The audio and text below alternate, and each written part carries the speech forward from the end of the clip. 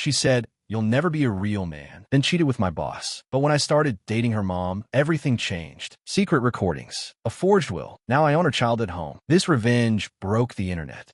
You ever had someone look you dead in the eyes and tell you you're worthless? I still remember that December night. Frost on the windows, Christmas lights blinking outside. Sarah came home smelling like someone else's cologne. "We need to talk," she said. That's when she dropped the bomb. "You'll never be a real man, Jake. I'm leaving you for someone who actually provides." I laughed. Actually fucking laughed. Provide? I'd been working 80-hour weeks at the warehouse to pay her law school tuition. Had the bank statements to prove it.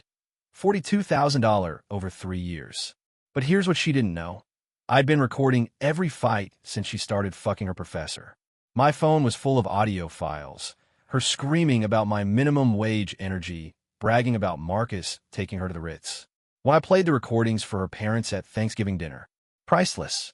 Her dad stormed out, but her mom, Linda, stayed behind. "Let me make you some coffee," she said. That's when I noticed her wedding ring was missing. Linda started texting me after the holidays, just checking in at first. Then one night, 2:37 a.m., my phone buzzes. It's a photo of Sarah's credit card statement showing $12,000 at Tiffany's. Underneath it says, "She's using your joint account. Asterisk. We met at Denny's." Linda looked exhausted.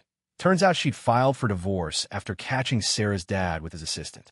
"They're the same," she said, stirring her coffee. "Users." That's when she dropped the real bomb. "I'm sick, Jake. The doctors give me 6 months." I drove her home that night. Big colonial house, the one Sarah grew up in. As we pulled up, Linda grabbed my hand. "I'm rewriting my will tomorrow. That bitch won't get my grandmother's china." I figured she meant leaving stuff to charity. Never guess what came next. The first time Linda kissed me, I pulled away. "This is messed up," I said. She just laughed. "What? You think a 54-year-old woman can't want revenge sex?" Turns out Linda had been planning her move for years. Hidden accounts, property deeds, even Marcus's tenure review committee contacts. We became something. Not love. A partnership. She taught me how to track Sarah's spending. That Tiffany's receipt? Fake. Linda planted it. I helped expose Marcus's affair with 3 students. But the masterpiece? The day Linda transferred the house to a trust with me as beneficiary. "There's one condition," she said, handing me the paperwork. "You have to be in the room when I tell Sarah." The way my ex screamed when her mom said, "Jake's sleeping in your childhood bedroom." Worth every second. The day after Linda added me to the deed, Sarah showed up with cops. "This is elder abuse," she screamed. I'll never forget the officer's face when Linda presented the notarized documents. "Ma'am, your mother says this was voluntary." But Sarah wasn't done. She hired some hotshot probate lawyer, Davenport. First court date. He tried painting me as some gold-digging gigolo. Then Linda dropped her medical records on the table. "I am dying, Counselor, and I'd rather leave my home to the man who held my hair back during chemo than the daughter who visited twice." Judge adjourned for lunch. Outside the courthouse, Sarah grabbed my arm. "How much?" she hissed. "I'll give you 50 grand to walk away." I just smiled. "Your mom paid me in equity, sweetheart." That's when Marcus showed up. Linda's last month was complicated. The meds made her hallucinate sometimes. One night, she thought I was her ex-husband. "You bastard," she screamed, throwing a vase. Next morning, she'd rewritten the will again, this time leaving Sarah exactly $1. For symbolism, she croaked. The funeral was all rich people pretending to care. Sarah wore black Versace and crocodile tears. When the will was read, priceless. The house, the investments, even the fucking family recipes, all mine. Except for that single dollar bill framed with a note. For the daughter who valued money over family. Sarah lunged at me. Security dragged her out. Later that night, my phone blew up. 27 missed calls. 53 texts. The last one, "I'm pregnant, Kropka." Like I believe that after 3 months post-funeral, I got a letter from Sarah's lawyer. Misrepresentation of assets. Bullshit. But I played along. Set up a meeting at the house. When they arrived, I had Linda's old camera rolling. "Let's settle," I said. "You drop the case. I'll rent you the house at market rate." Sarah's face twisted. "Rent? This is my home." That's when I played the audio, Linda's voice clear as day. "If she ever contests the will, charge her triple." Now, Sarah lives in her childhood bedroom. $4,2 month. I see the Venmo notifications every first of the month. And Marcus?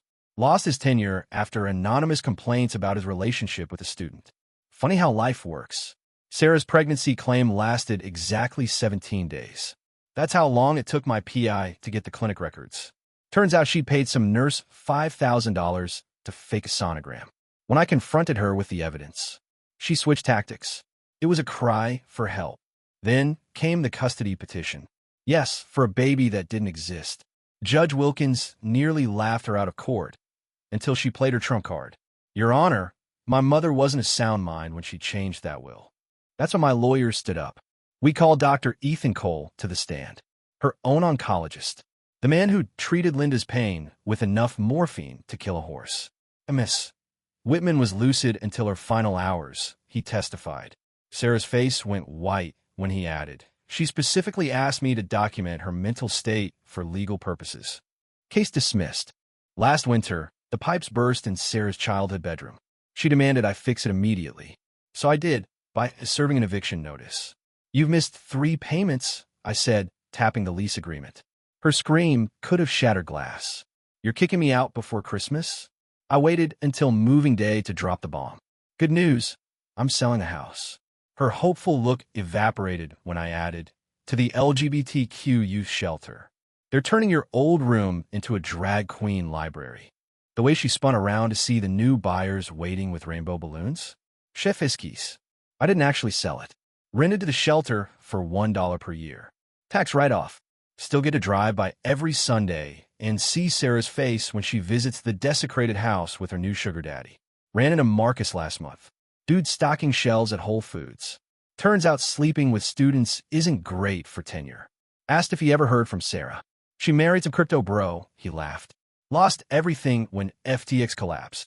As for me, that house became collateral for my real estate empire. Own 7 properties now.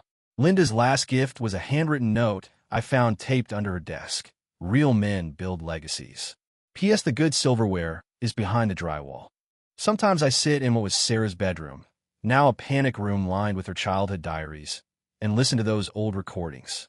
Her scream of, "You'll never be a real man," plays on loop next to the shelter's thank you plaque. Poetic justice tastes better than revenge.